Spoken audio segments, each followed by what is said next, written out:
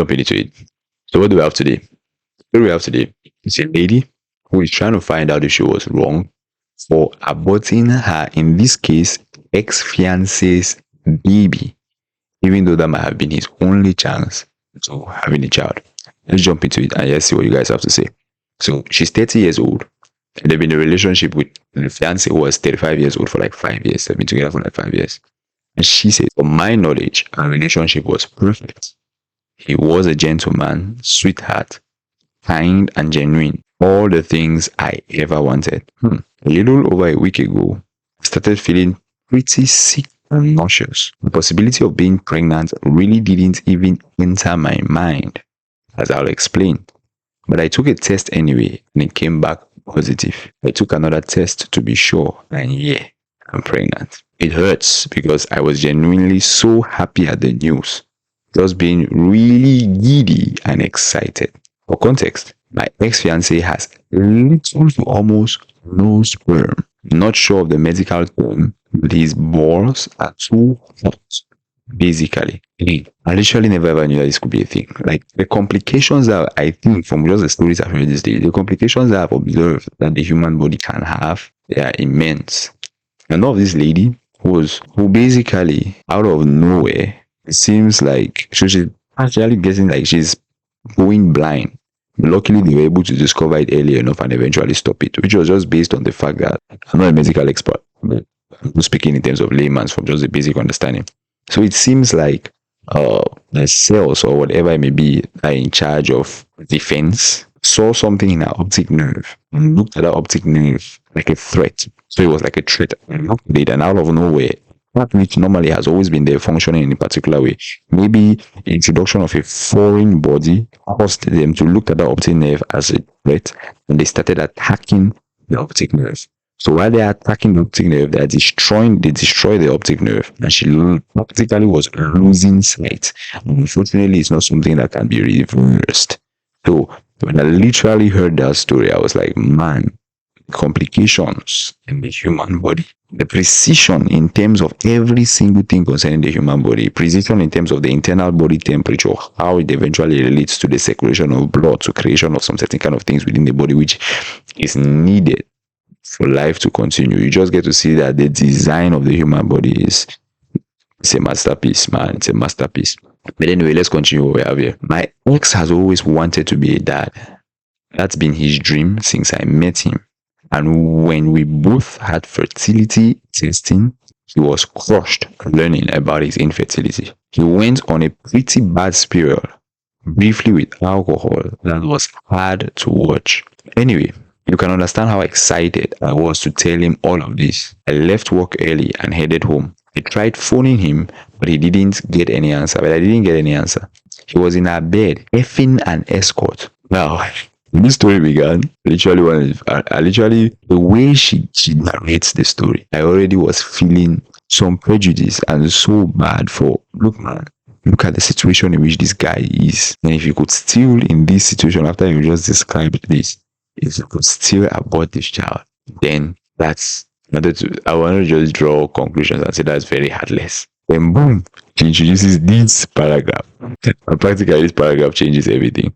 So basically, they're trying to come and tell you, they're basically trying to come and give you the best news you could have in your life with respect to a desire I've had for years.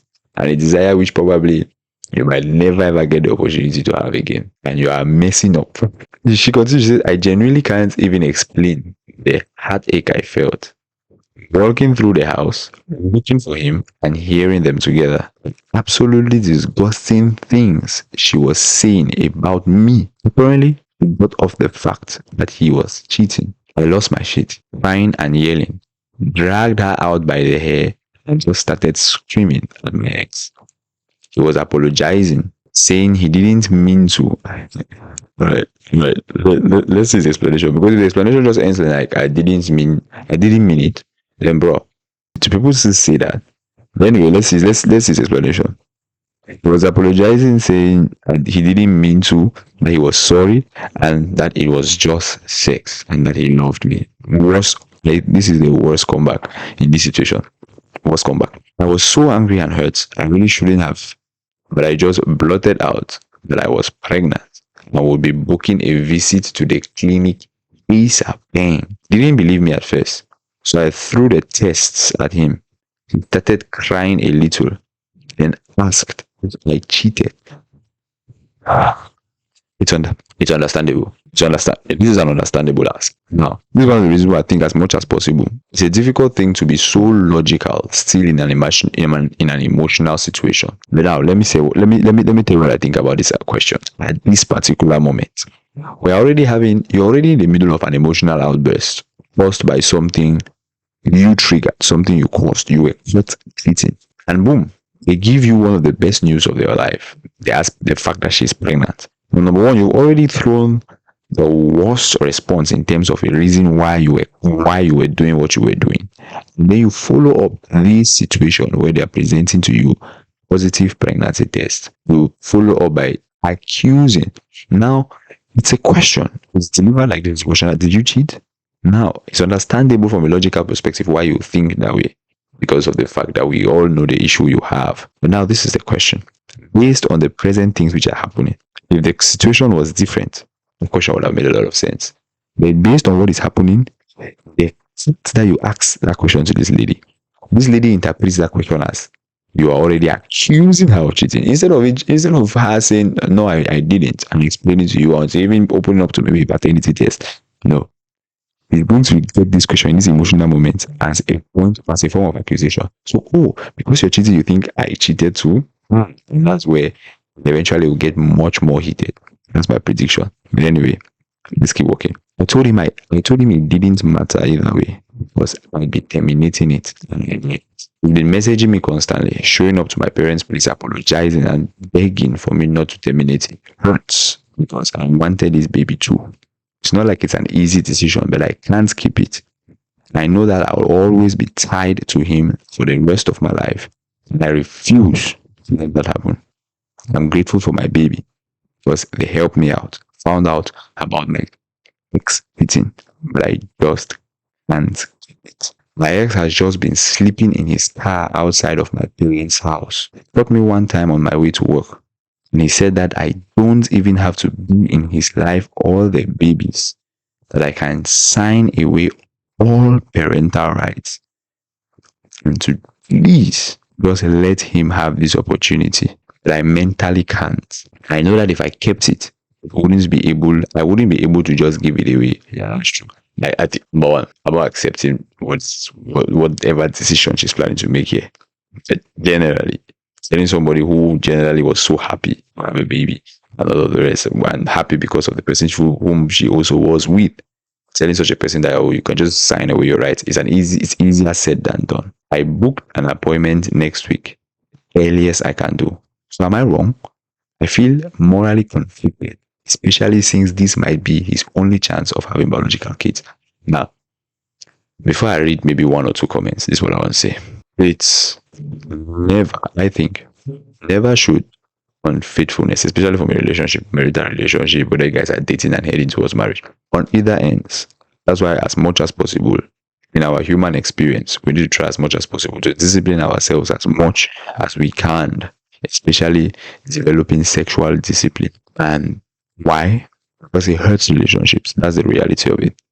Cheating, being unfaithful, it hurts your relationship. Worst of all, if you had somebody who was very, very faithful to you, giving their all to you, it can crush them. If I forgive you, you might never have the same relationship which you had.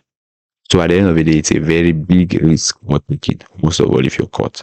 So in this case, this guy was. But this is my only other addition to this story. I think for any relationship to be as effective as possible, especially if it is supposed to be a long-term relationship, especially thinking of parents in the 80s, 70s, 90s, these are people who have been in a relationship for 30 years, 40 years, because there are certain foundational principles which they've been operating on, and they still operate on those principles right up to today.